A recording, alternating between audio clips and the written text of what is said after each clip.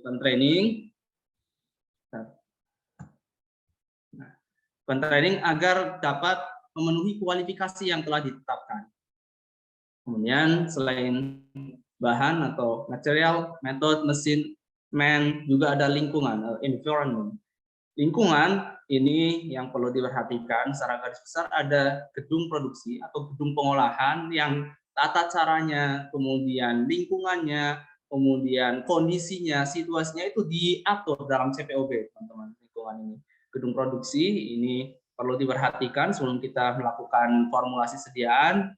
Misalnya ketika kita akan melakukan formulasi sediaan sirup kering, teman-teman, kita cek nih lingkungan di industri farmasi kita apakah memenuhi syarat untuk kita membuat formulasi sediaan sirup kering atau tidak. Kenapa? Karena sirup kering perlu suhu dan kelembaban tertentu untuk pembuatannya. Suhunya itu harus memenuhi syarat dan kelembabannya juga tidak boleh tinggi. Karena jika kelembabannya tinggi, akan terjadi pelembaban, akan terjadi gumpalan ketika kita melakukan pembuatan sirup kering. Nah, itu perlu diperhatikan sebelum kita melakukan formulasi sediaan. Kemudian HVAC. HVAC atau namanya AHU ya, Air Handling Unit, High Ventilating Air Circulating. Jadi di suatu industri farmasi itu pasti ada HVAC atau ada AHU-nya. Untuk apa? Untuk menjaga kondisi dari suatu ruangan di mana kita melakukan produksi sediaan farmasi agar suhunya, kelembabannya terjaga. Kemudian agar alur udaranya juga sesuai dengan peraturan yang ditetapkan oleh Badan POM dan sebagainya. Kemudian dari material, metode, mesin, man, and environment ini akan berkaitan dengan proses produksi, di mana proses produksi ini akan menghasilkan produk. Produk yang akan dilakukan evaluasi antara lain ada evaluasi kimia, ada evaluasi fisika, kemudian ada evaluasi stabilitas, kemudian ada evaluasi safety atau keamanannya, kemudian ada evaluasi efikasi. Efikasi ini sesuai dengan tujuannya atau tidak, jadi memberikan dampak yang menguntungkan atau tidak. Itu faktor-faktor yang perlu diperhatikan ya teman-teman sebelum kita melakukan formulasi sediaan farmasi. Kemudian kita lanjutkan. Bentar ini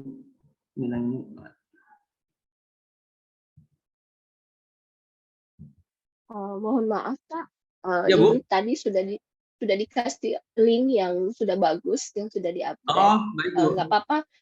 Nggak apa-apa, dilanjut aja mungkin Pak, nanti kalau mati baru saya kasih. Maaf ya Pak. Ya, Bu. Iya, Bu. Oke, Ya, Bu. mangga Pak, dilanjut. Atasnya ketutupan, sebentar, Bu. Kita lanjut ya teman-teman ke alur proses peluncuran produk baru. Jadi ketika dari divisi Strategic Business Development menyampaikan bahwa ini produk visible atau layak pada manajemen suatu industri farmasi, maka akan dilakukan usulan produk baru. Nah, usulan produk baru ini ada dua ya, ada dari SPD, Strategic Business Development, ataupun dari pemerintah. Pemerintah ini dari LKPP ya teman-teman, dari e-katalog. Biasanya sistemnya tender. Jadi ketika ada permintaan besar ini dari pemerintah, kemudian ini akan langsung dimasukkan kepada Litbang atau R&D, Research and Development, pengajuannya untuk melakukan usulan produk baru.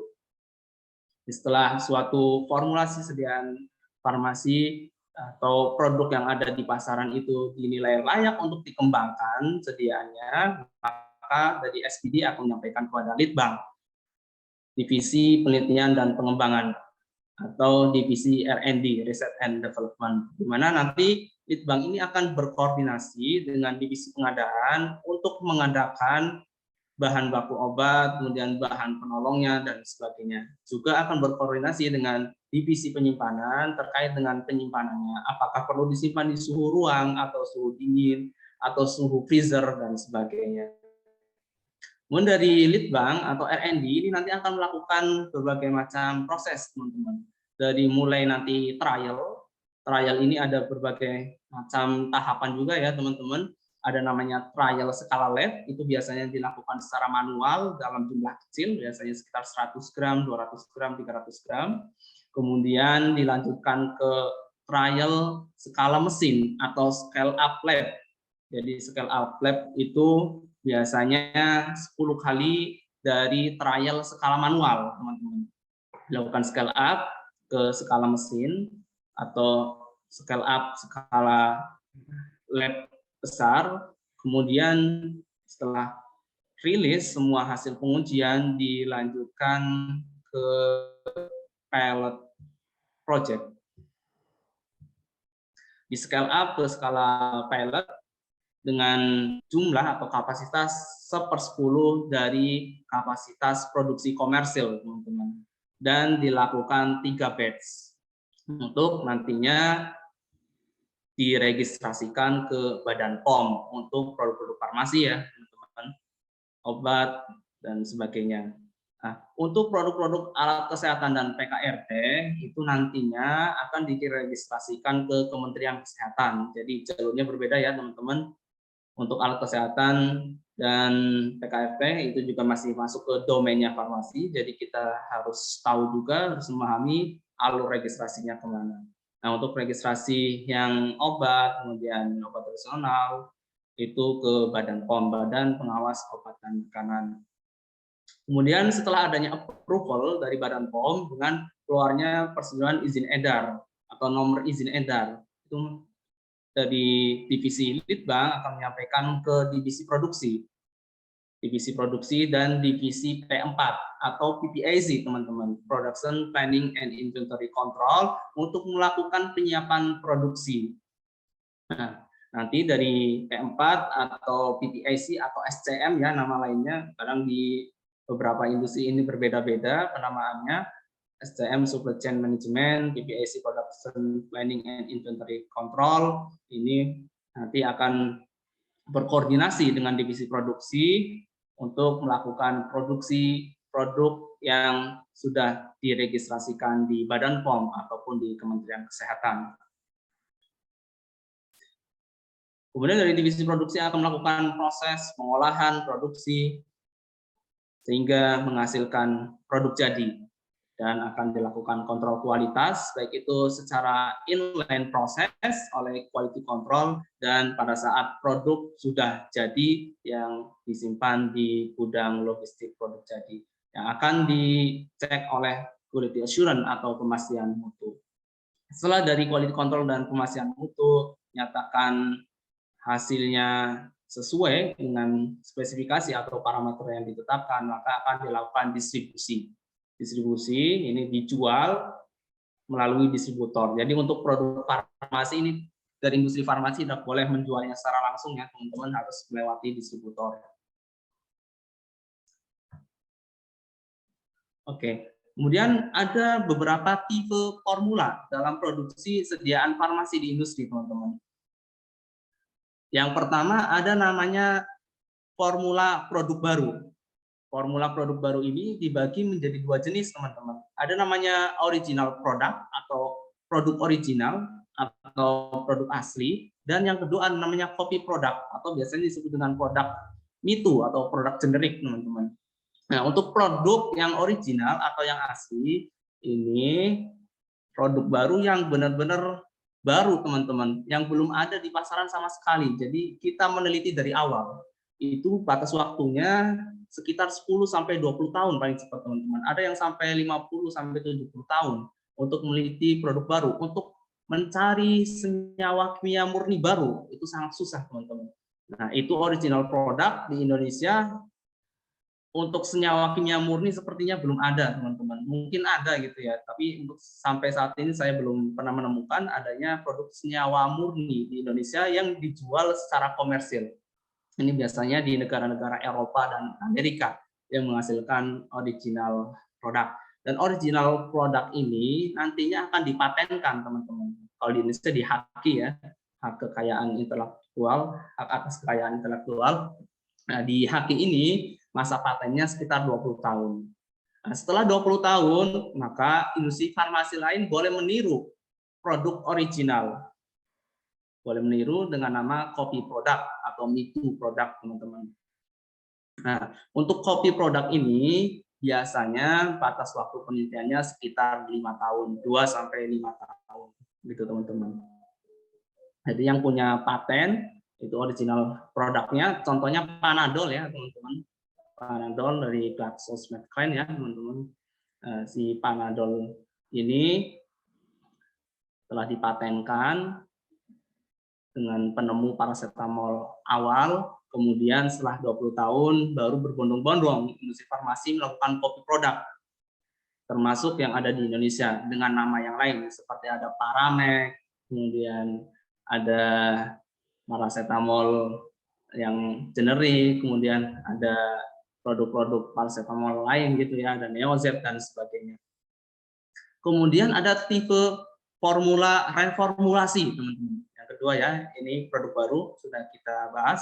Ada original produk yang benar-benar nyari dari awal, dan ada copy produk. Ini hanya mengcopy produk yang sudah ada di pasaran. Kemudian yang kedua ada namanya reformulasi. Sesuai dengan namanya, re itu artinya kembali, formulasi itu artinya memformulasi atau membuat atau menyusun, jadi menyusun kembali atau reformulasi atau memformulasi kembali. Untuk apa tujuannya formula reformulasi ini? Untuk perbaikan formula. Jadi ketika terjadinya suatu problem di industri farmasi terkait formula yang sedang dibuat, misalnya formula paracetamol sirup 120 mg per 5 mili. Ketika dilakukan pengujian kadarnya kurang, hanya terdapat 60 mg per mili. Nantinya si sirup paracetamol itu akan dilakukan reproses terlebih dahulu. Diproses ulang terlebih dahulu agar kadarnya sesuai. Nah, setelah proses reproses untuk menyesuaikan kadar, nanti formula berikutnya akan direformulasi, teman-teman. Untuk apa? Untuk perbaikan formula agar jangan sampai terulang kembali problem yang sudah terjadi, gitu teman-teman. Reformulasi ini. Jadi melakukan formulasi ulang terhadap suatu formulasi sediaan farmasi yang terjadi problem, yang terjadi kendala ketika diproduksi. Kemudian ada yang namanya formula reproses. Reproses ini tujuannya apa? Untuk perbaikan produk defect, untuk perbaikan produk yang tidak sesuai dengan parameter, teman-teman. Jadi ketika kita tadi ya membuat paracetamol sirup dengan parameter 120 mg per 5 mili, ternyata ketika diuji kadar hanya 60 mg. Nah, ini harus dicari tahu apakah dari prosesnya ataupun dari penimbangannya yang tidak sesuai. Nah, ketika misal ternyata dari formulanya yang tidak sesuai, itu nanti akan dilakukan reformulasi. Sedangkan produk yang sudah terlanjur tadi diproduksi dengan kadar yang kurang dari parameter atau dari spesifikasi akan dilakukan reproses, teman-teman. Nanti diterbitkan formula reproses dengan cara apa? Dengan cara sediaan yang sudah ada tersebut diambil sampel dalam jumlah kecil ya, sekitar 0,1%-nya, nah, untuk ditambahkan misalnya paracetamolnya lagi, misalnya dari 80 mg per 5 mili, kita tambahkan berapa miligram lagi untuk mencapai kadar 120 mg per mili. Jadi nanti akan timbul dua formula ya teman-teman, ada formula reproses.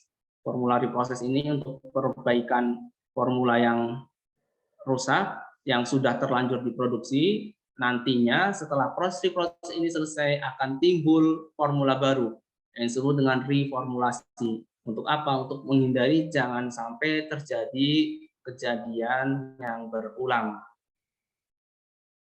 Oke. Kemudian ada formula yang lainnya yang disebut dengan formula substitusi, teman-teman. Formula substitusi ini tujuannya untuk efisiensi dan alternatif vendor.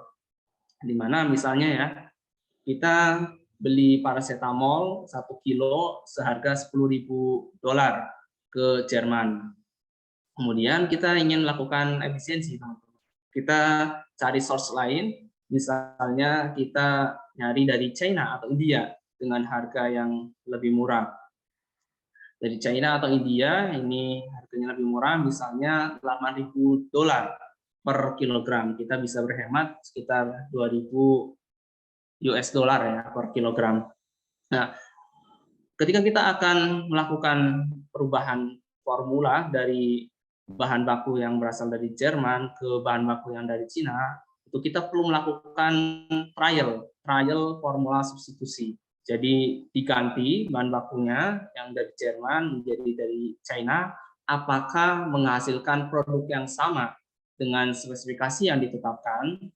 Jika menghasilkan produk yang sama dari spesifikasi yang ditetapkan, maka akan dinaikkan trialnya dari trial manual ke trial skala mesin atau scale up laboratory, kemudian dinaikkan lagi ke pilot project, yaitu 1/10 dari kapasitas komersil dengan jumlah 3 batch. Jika lulus semua parameter yang ditetapkan, maka akan dinaikkan ke kapasitas komersilnya. Itu substitusi. Kemudian selain efisiensi, juga untuk alternatif vendor, teman-teman. Alternatif vendor ini, jadi ketika kita berada di sebuah industri farmasi, jangan sampai kita hanya memiliki satu supplier, teman-teman. Karena jika kita hanya memiliki satu supplier, dari segi harga itu bisa dimainkan oleh supplier.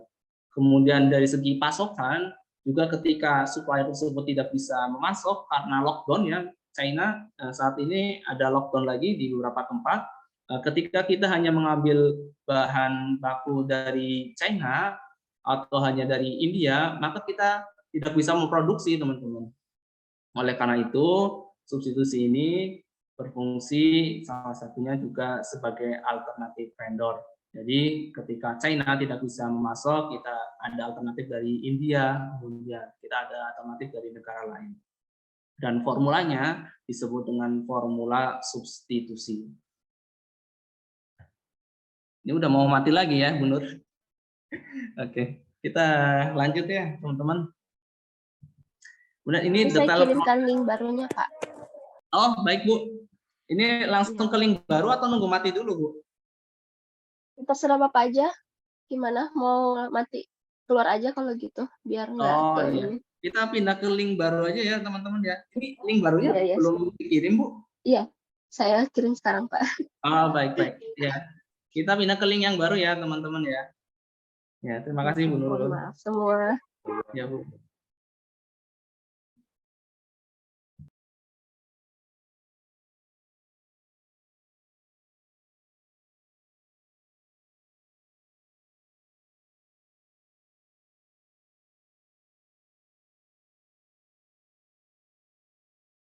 Hmm.